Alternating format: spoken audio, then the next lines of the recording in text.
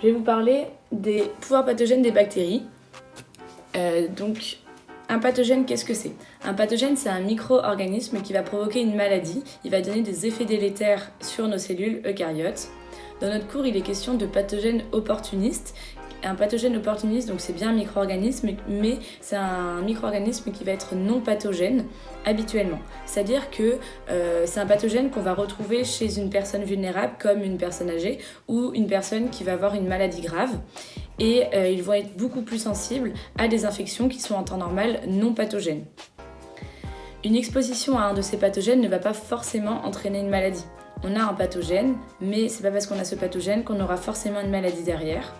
Notre corps il va contenir beaucoup plus de bactéries que de cellules eucaryotes. On en a 10 à 100 fois plus. Il faut savoir également que le nombre de bactéries qui est capable d'induire une infection, il est très faible. Donc ça voilà, c'était le petit point pathogène. Ensuite, on va parler des voies d'infection. Donc on va avoir plusieurs voies d'infection comme la peau, qui est une porte d'entrée majeure. On va avoir les muqueuses également, qui elles sont très vulnérables. On va avoir aussi des échanges bronchopulmonaires. On a la iatrogénie avec l'erreur médicale, les microflores digestives. On a également l'appareil urinaire. Donc l'appareil urinaire, il va donner des infections qu'on va retrouver chez l'homme, chez la femme. Donc on en a beaucoup plus chez la femme. Pourquoi ? Parce que c'est la taille de l'urètre.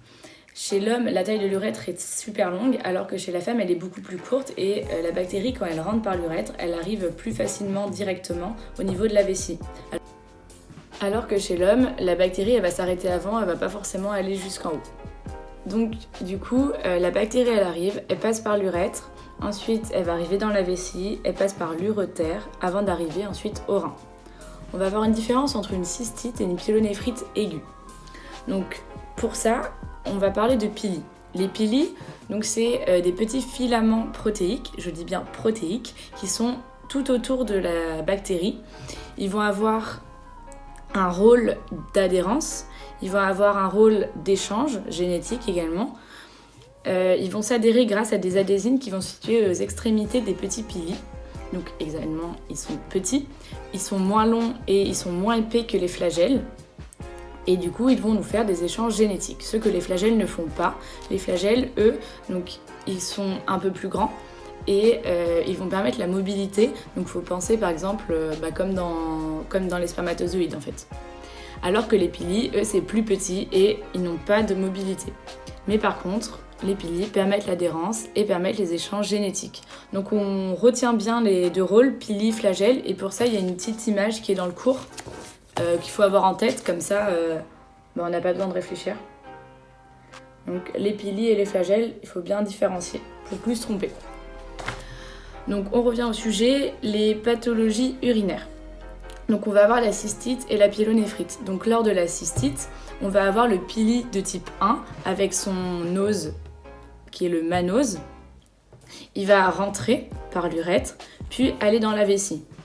Si suite à ça, on n'a pas de traitement, on ne va pas avoir d'antibio pour traiter la cystite, la bactérie, elle va grandir, elle va continuer son chemin et là on va assister à un switch. Donc ce switch, c'est-à-dire que la bactérie va changer de pili.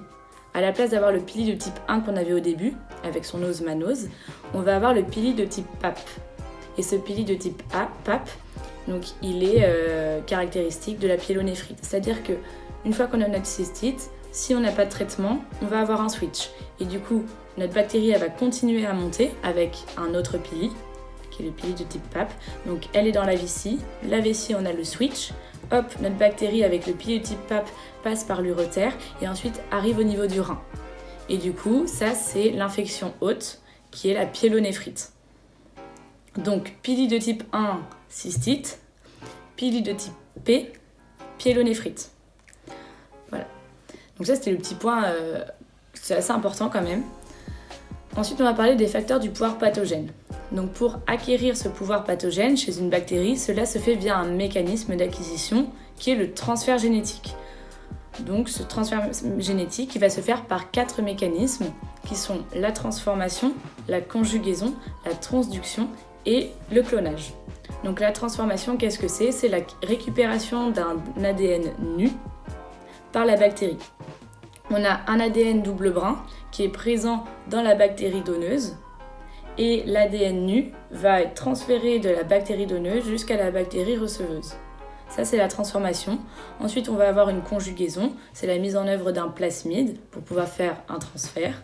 Et ensuite, on va avoir une transduction aussi qui est fait par un bactériophage. Un bactériophage, c'est un virus qui mange une bactérie, donc c'est dans le nom. Phage, ça veut dire manger. Bactériophage, donc qui mange les bactéries.